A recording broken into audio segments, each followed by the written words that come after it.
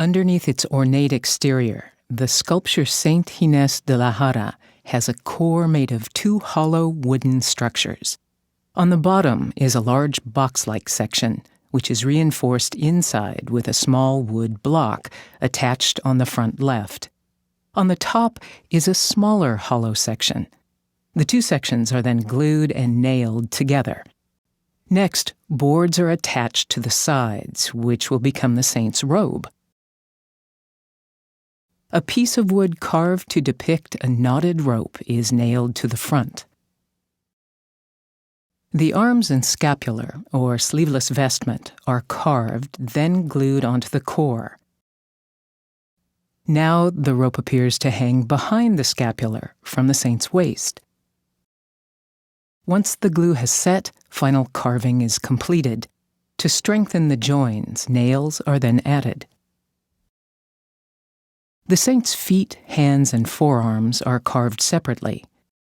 The left forearm and hand are made up of two individual pieces which are glued to a dowel. The saint's face is carved separately, almost like a mask. The eyes, made of glass, are inserted into the face from behind and glued to the carved eyelids.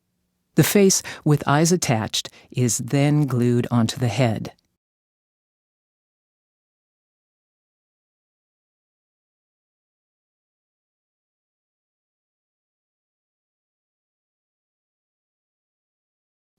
With the general structure now complete, the sculpture is ready for the intricate surface treatments of estofado and encarnaciones, creating the lifelike cloth and flesh we see today.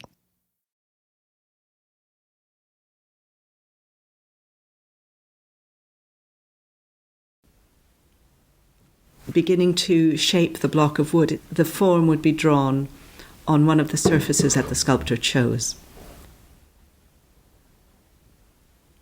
To start reducing the bulk of the wood, quite big tools would be used initially to move fast, like saws or big chisels. Once the basic shape had been achieved, it would be the equivalent of a rough sketch, but in 3 dimensions. Then the sculptor would move along to using slightly finer tools, for example, chisels of various sizes.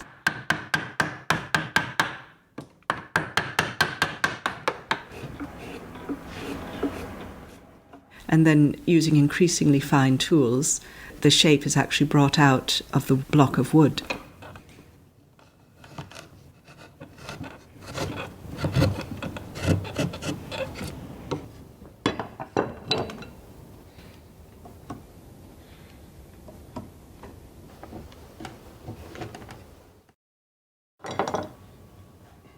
Both in central Spain and in Andalusia, was a great concern for the quality of wood to be used in the carved figures. So the craftsmen and the artists and the sculptors were very, very aware of what sorts of choices would be longer lasting, be more worthy of admiration and so on. So there was a great concern for this high quality of materials.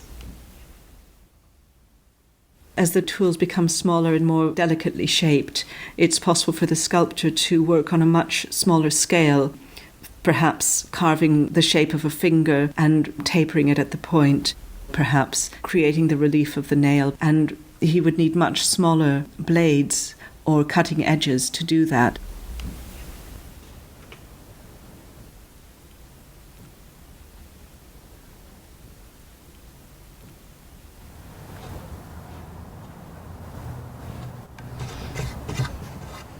Sandpaper would be the finishing steps in the actual carving of the wood. There's a constant dialogue and play between the 3-dimensional form and the 2-dimensional surface decoration. They're really meant to go hand in hand. One doesn't make sense without the other.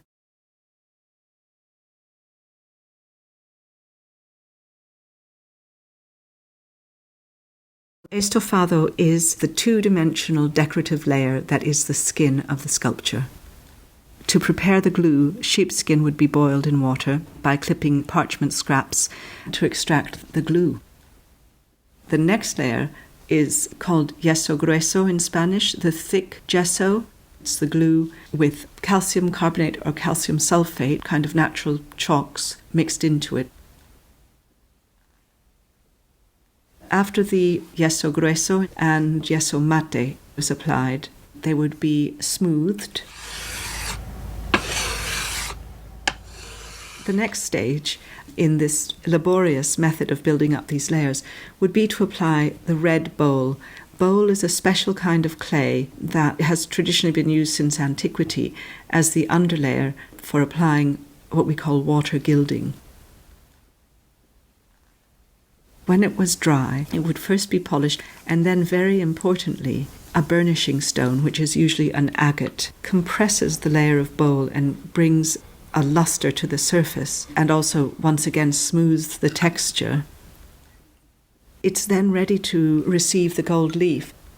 The gilder would pick up the gold leaf with a special brush called a tip, and with a tiny puff of air just apply it onto the surface of the bowl, which had been dampened with water and alcohol.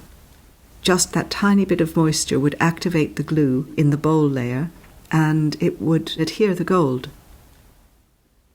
When it's dried and burnished, on top, over the layer of gold, a layer of tempera paint could be applied. Tempera paint is traditionally made of egg yolk. The artist would prepare the paints by grinding pigments and the egg yolk together. This would be applied over the gold in various areas. In order to keep the pattern consistent, a paper pattern would be prepared that could be pricked.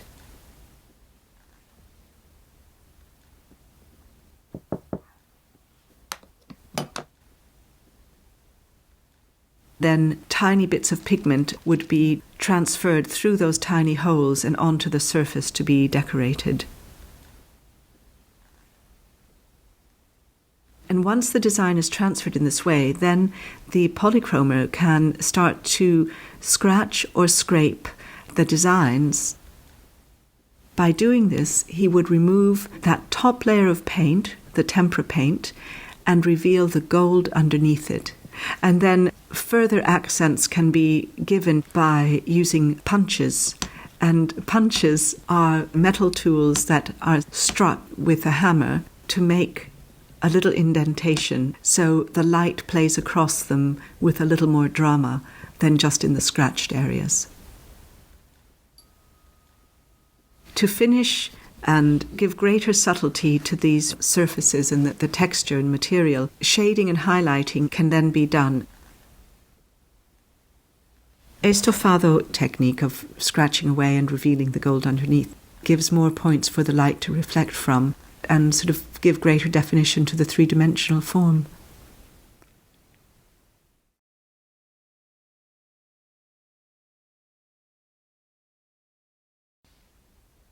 The encarnaciones mates, matte flesh tones, were more lifelike, they were more realistic, because clearly it differentiates the hands and faces from the decorative surfaces of the fabrics. The wood would be initially sealed with all of these layers of glue by brushing onto the sanded wood. Then the next layer of the preparation is chalk. This layer is called yeso mate. It's the matte gesso.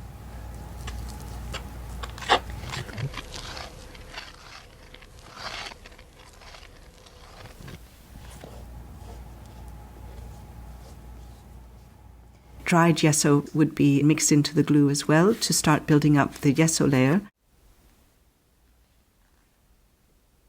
This would then be applied with a soft brush and sort of rubbed into the wooden surface so it's really well integrated to that surface. When these preparation layers of yeso in the glue have been well dried for 24 hours, they can then be polished to give a smooth surface that will be receptive to the paints that will then be applied.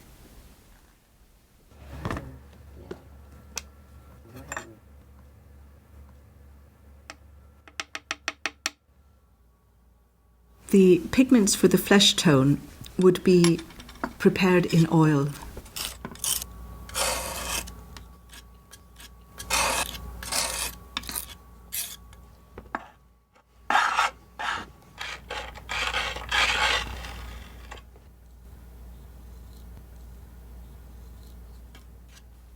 In matte encarnaciones, you would simply paint the oil paint onto the surface that's been very beautifully prepared in the gesso layer. And you would do a first layer using a middle flesh tone and using blue for areas where there might be veins near the surface of the skin and so on. Once that layer was dry, again, the artist would return and would paint everywhere with just a single flesh tone colour, but very, very thin, so that layers underneath would subtly show through. And then finally, detail. For example, pink highlights around the fingernails would be applied very delicately on top of this general flesh tone layer. The Roldana workshop was a family workshop, so in some ways it's one of the tightest collaborative relationships that we know about in 17th century Spain.